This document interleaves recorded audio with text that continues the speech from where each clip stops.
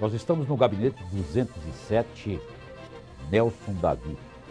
Aqui, o deputado Zé Neto desempenha de forma veloz e contundente o desempenho do seu mandato.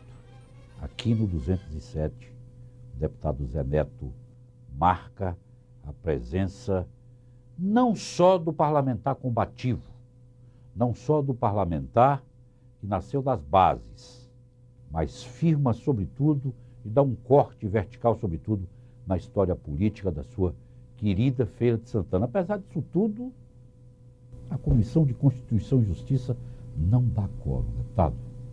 Comissão que o senhor é presidente. Primeiro é um prazer falar com vocês, eu fico aqui muito feliz de estar participando da TV Assembleia, e com você aqui, Humberto, que é uma figura, que é uma referência para a gente aqui na Bahia. E te digo muito tranquilamente, ou se tem uma noção de que política tem limite, e o limite da disputa não pode atropelar as relações institucionais, especialmente nesse momento que o Estado passa por uma reformulação de valores, ou a gente vai estar sempre vendo discurso e, na prática, o que querem é fazer com que esses discursos sejam prorrogados. O que é que eu quero dizer com isso? Eu quero dizer, por exemplo, eu estou aqui com a ata da última reunião. Está aqui assinado Álvaro Gomes, Arthur Maia assinou, João Carlos Bacelar assinou, eu assinei, 4. Estavam lá presentes aqui alguns outros deputados presentes, da oposição, inclusive um do grupo independente, e não assinaram, bastava a assinatura de um, inclusive o líder do governo, da oposição que diga. Deputado Gildas Penedo. Deputado Gildas Penedo, que inclusive ficou questionando que a base do governo não dava quórum. Eu acho que a gente tem que começar a entender o seguinte: se nós temos aqui 3 do governo, 1 da oposição, mais 1 da oposição daria quórum, por que não dá quórum? Quem mais tem interesse de que os projetos de deputados sejam aprovados nessa casa? É apenas o governo? Aliás, pela primeira vez, o governo quer que aprove. O governo deu independência, o governo quer que essa casa funcione. Dos outros anos, no meu primeiro mandato, o que nós vimos é toda inviabilização do processo de acontecimento do deputado poder fazer com que seus projetos fossem aprovados. Agora, nós queremos, fazer com que isso vire uma rotina na casa. A oposição faz o discurso de que quer ver os projetos de deputados aprovados na plenária de forma ordinária, mas, nos últimos dias, preferem o discurso do descumprimento de uma obrigação que eles acham, que eles alegam que seja do governo, da quórum nas comissões, e vão para o discurso meramente panfletário. Acho que a gente tem que ter noção, e eu tenho isso com muita clareza, faço aqui uma crítica tranquila, até porque tenho uma ótima relação com os deputados da oposição, e acredito mesmo que o resgate institucional da Assembleia Legislativa não é ganho para o governo, é ganho para a casa, é ganho para um poder que precisa estar mostrando serviço para a sociedade, até mesmo nesse momento de crise que passa o Senado, que passou a Câmara Federal, e que a gente tem que entender que o Poder Legislativo tem que ser a todo dia reconstruído e buscar as interlocuções necessárias com a sociedade.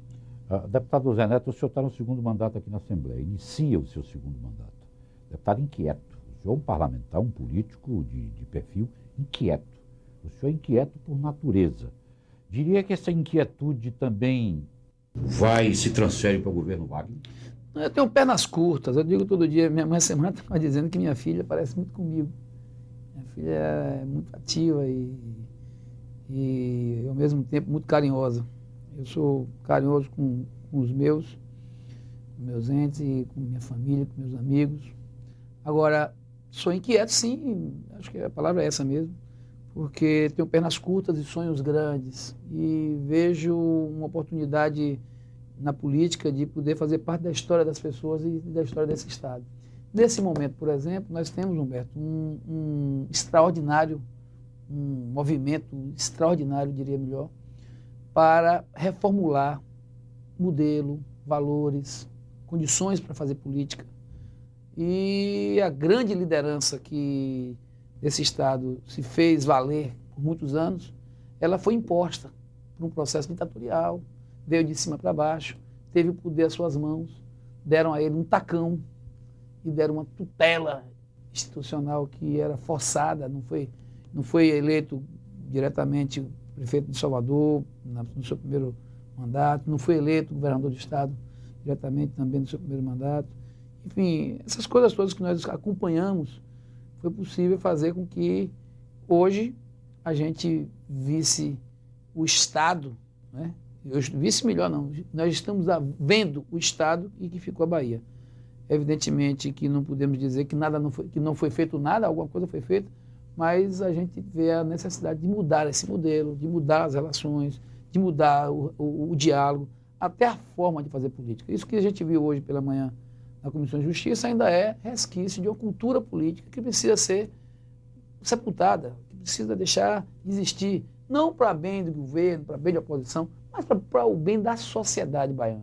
Então eu quero participar desse tempo, tenho disposição para isso, e encontro hoje, inclusive, um aprendizado muito grande nessa nova fase de minha vida política sendo governo. Eu digo todo dia, governo é isso, ó, tá aqui, se não tiver alguém para fazer isso, para alcançar aqui e fazer funcionar, não funciona. Então nós precisamos de muito mais pernas, braços, de calor, de disposição, de suor, de acordar cedo, dormir tarde. Então tudo isso faz parte de um processo político que denota, acima de tudo, uma disposição para administrar que não passa por gabinete, que não passa por articulação, que não passa por comando lá de cima, que passa por interlocução com a base. E o governo Wagner está dando um exemplo claro de que o que nós estamos formulando na Bahia é uma política moderna, é uma política de ouvidos, é uma política de voz, é uma política de sentimentos, é uma política de valores, inclusive valores imateriais que eram abandonados outrora. Eu estava agora há pouco lhe falando assim, a importância de você ter um PPA, mais de 30 mil pessoas participaram, 12.800 pessoas formulando opiniões, de você ter aqui já nesse momento na Assembleia, eu passei 4 anos na Assembleia sem poder ver as contas do Estado sequer, abrir as contas do Estado não podia, e hoje qualquer cidadão vai na internet e tem as contas do Estado à sua disposição. Isso é um ganho extraordinário. Então os valores são outros. Por exemplo, a questão do hino que eu falei agora há pouco, do hino da Bahia. Que hino lindo, né? O hino do 2 de julho é uma coisa extraordinária, né? Nunca mais o despotismo, né? E essa coisa do valor que tem imaterial para a vida das pessoas, esses acúmulos históricos importantes, como foi o 2 de julho, que estavam sendo deixados de lado. Aliás, o senhor no 7 de setembro, lá em Feira de Santana, distribuímos 10 mil cópias. E surpreendentemente... E quando cheguei na rua, perguntei ao meu pessoal, porque normalmente as pessoas jogam no chão, olham, jogam no chão, não vi um no chão. Então, vocês distribuíram esses hinos aqui mesmo? Eu fiz um teste para saber. Aí distribuímos e todo mundo guardou. As pessoas foram dobrando, viam que era o hino do 2 de julho, foram dobrando e guardando. Esses valores de cidadania, de formulação histórica, de acúmulo, o sentimento das pessoas, o sentimento de liberdade, sentimento de dignidade, sentimento de firmação, né? Esses valores eles só são possíveis no Estado democrático. Eu acho que a Bahia vive uma oportunidade de restabelecer o Estado de Direito, né? E isso em harmonia com o Poder Judiciário, com o Poder Executivo, com o Poder Legislativo. Agora mesmo nós estamos discutindo a loja, num processo maduro, equilibrado, tranquilo, uma relação que mostra claramente que é preciso que essa Constituição do Estado, né, com os 3 poderes funcionando, com os 3 poderes podendo optar, podendo ter suas independências garantidas, né, e suas prerrogativas garantidas, mas, acima de tudo, buscar harmonizar na hora que for necessário para que o bem do cidadão seja preservado. Eu acho que isso é um sentimento de política que está muito além das questiúnculas, do poder pelo poder, da política feita para 2 anos, né, que infelizmente é a política do olhar, né. Isso tem que deixar de fazer parte da história do nosso Estado. Eu costumo até levantar muito isso com relação ao PAC. Você vê, em Feira de Santana, nós conseguimos 153 milhões para investir no PAC, para investir em Feira de Santana pelo PAC. Nós vamos tirar a cidade de 40% de cobertura de esgoto para 86% de cobertura de esgoto. Isso é extraordinário. E vamos pegar 2 bacias, a do Jacuípe e a do Subaé, para recuperar essas bacias que são importantíssimas para o abastecimento de água desses dois rios, que acabam sendo fundamentais para a vida de várias cidades. Agora, eu pergunto a você, quando foi que isso foi valorado? E há uma coisa interessante, nós vamos ter que quebrar a grande maioria das ruas calçadas, já recentemente vão ter que ser quebradas, para que a gente possa fazer o saneamento básico. Quer dizer, vai ter um custo muito mais alto, porque nós estamos fazendo o que era para ter sido feito antes. Mas como as manilhas ficam por debaixo do chão e não servem aos olhos, não serve o sentimento imediato, o sentimento estético da política, evidentemente que não são valoradas essas ações. Então a gente tem que buscar essa formulação, valorar o que de fato deve ser valorado e construir a infraestrutura necessária em todos os seus aspectos para que esse Estado possa dar passos decisivos num processo de evolução. O senhor falou aí de sentimento, mas o senhor falou também de valorização. O povo, ele tem uma forma espontânea, surda, de repente não concordar com determinadas iniciativas. Aqui na Bahia, grande parte da população teima em chamar o aeroporto ainda de 2 de julho. Como é que o senhor vê essa manifestação? Não, porque, como eu disse, a Bahia tem coisas bem dela mesmo, né? Os gerúndios que eu estava colocando agora há pouco em off aqui, conversando com você. A Bahia tem coisas muito da alma do baiano, né? O 2 de julho é um sentimento muito presente, porque a grande revolução feita no Brasil foi aqui na Bahia. A grande disputa, né, pelas terras desse país foram feitas na Bahia. As grandes disputas foram feitas na Bahia. E esse Estado é guerreiro, esse Estado tem uma energia extraordinária, esse Estado tem... A comida desse Estado é diferente, a comida desse Estado é apimentada, é forte, é gostosa, ao mesmo tempo dá aquela canseira depois, né? Esse Estado ele tem esse dom de força, de tradição, de negritude, né? De formulações que não podem ser esquecidas. E o 2 de julho ele representa muito na vida dos baianos, na alma dos baianos. E a gente vê que os baianos preservam isso hoje, independente de qualquer coisa. E quando você falou sobre a sabedoria do povo, eu costumo assim, o povo não erra, o povo não erra. Ou melhor dizendo, o povo não se engana, o povo erra. Né? E o povo pode errar. Porque enganam o povo, mas o povo vai no que está vendo. Então, o povo tem sua sabedoria. E muitas vezes o povo se silencia. O povo fica caladinho na dele, quietinho. E estão pensando que o povo está, né, afeto ao que estão comandando na mídia, comandando nas mensagens, né? E pensam que podem construir isso nos laboratórios, nos gabinetes. E a resposta do povo é muito sábia. Você viu nas eleições passadas, né, o que foi acontecendo na Bahia. Eu, desde o começo, acreditava naquilo. Minha mulher me dizia que eu era maluco. Você é maluco? Não tem. Como é que você... Acho que só tem você, mais meia dúzia acreditando nisso. E ia para todas as manifestações. Wagner acreditava nisso também. Eu me lembro de uma outra figura que acreditava muito na nossa vitória. A gente fazia as contas matemáticas sobre onde nós estávamos, onde nós... Olhava e dizia, há um silêncio. E quando eu ia no interior, eu via as pessoas olhavam para o lado, olhavam para o outro. É de quem esse material? Esse papel é de quem, meu filho? Esse papel é de Lula e de Wagner. É da drobadinha que vai quebrar com a panelinha? Me dê. Mas escondido. Eu olhava na barraca, tinha lá o emblema de Paulo Souto. Falei, ela assim, aqui é para... Fique na sua. Quer dizer, o povo vai aprendendo também, porque a democracia é isso, né? Se você for perceber, a democracia é essa coisa do estágio que a gente vai vivendo, para o momento do aprendizado. A Espanha, eu me lembro, isso eu digo a você, porque tem até um livro recente, agora lançado em pouco tempo, falando a Espanha se não fosse Filipe, né? Então a Espanha se não fosse Filipe. E essa situação dá conta de que há um processo de evolução, há um processo de compreensão da política.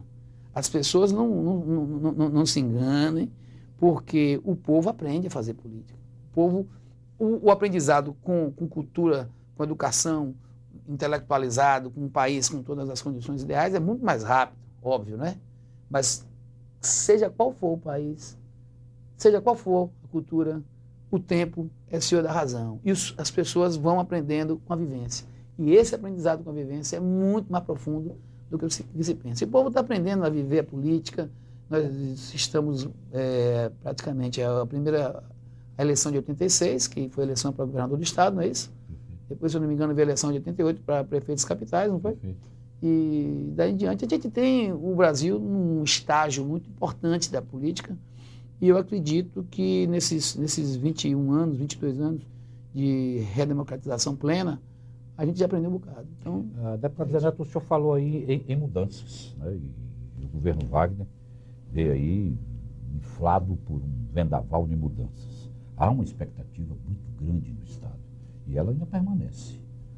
Daí porque esse volume cada vez mais crescente de cobrança. Exatamente porque o povo se alimenta da sua expectativa. O senhor acredita que um dos males que emperra o funcionamento do legislativo talvez seja a necessidade de uma reforma profunda na Casa, deputado, no poder? Não, eu acho que a gente vive um estágio, até a própria crise que nós estamos vivendo nesse processo de rearrumação, eu acho que essa crise ela é fundamental, porque ela é uma oportunidade. Ninguém pensa, por exemplo, que as coisas sairiam de onde estavam e passaríamos a ter um novo momento de forma automática. Isso seria absurdamente impossível.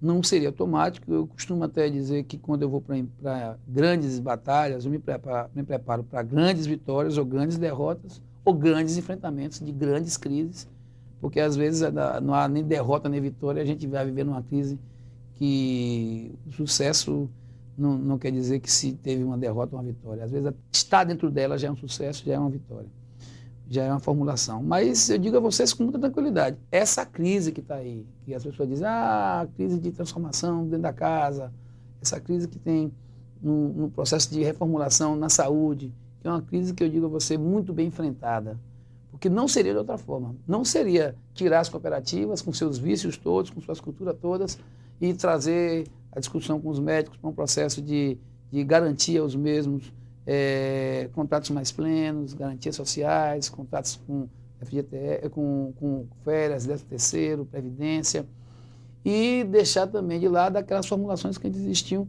que eram as negociações. Eu sei de situações que alguns médicos ficavam no estacionamento dos hospitais ligando para a cooperativa para ver se entravam ou não entravam no plantão, a depender do dia, tinha um preço. Isso não existe. Então a gente está trazendo para uma outra arrumação. Nós temos dificuldades para trazer uma proposta para todas as categorias, porque são muitas categorias, mas tudo isso natural do processo. Eu não vejo isso como entraves que não eram esperados. Se você me disser que dentro do problema a gente acaba sofrendo mais do que apenas esperando que ele aconteça, aí eu concordo. Mas, evidentemente, que nós estamos preparados e o Wagner, o governador, ele tem uma capacidade muito grande de estimular a gente a seguir. E eu tenho, assim, muita confiança na condução que está sendo dada ao Estado e até por conta do tipo de política que nós já estamos vivendo nesse momento.